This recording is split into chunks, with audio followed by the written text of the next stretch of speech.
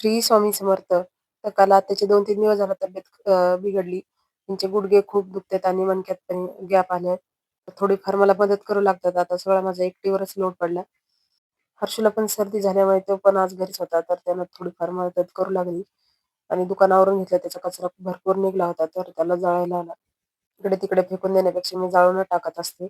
दुकानावरून घेतलं. आता घरातलं आवरायचं राहिलंय. खूप काही पसारा पडलाय. सगळं काही आवरून घेतलं. आज दिवसभर वेणी घालायला पण वेळ नाही भेटला. तर मी हे इंदोली तेल आणलंय.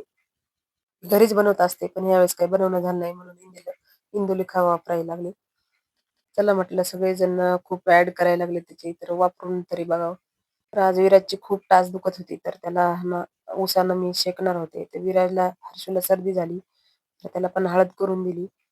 वाफ घ्यायला पाणी ठेवलं, इकडे टाच शेकायला पाणी ठेवलं आणि कपड्यात गुंडाळून उसानं त्याची टाच शेकून दिली.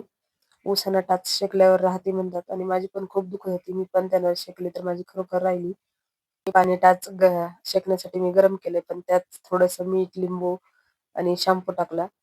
आपल्या टाचाच्या भेगामध्ये खूप घाण झालेली असते ना, यानं एकदम क्लीन असं निघतं. खरोखरच बघा किती क्लीन निघले माझे पाय खूप घाण झाले होते. मला घरगुतीच उपाय आवडतात. तुम्हाला कसं आवडतं ते नक्कीच कमेंटमध्ये सांगा. आवडलं असेल तर लाईक आणि सबस्क्राईब करा. तोपर्यंत बाय.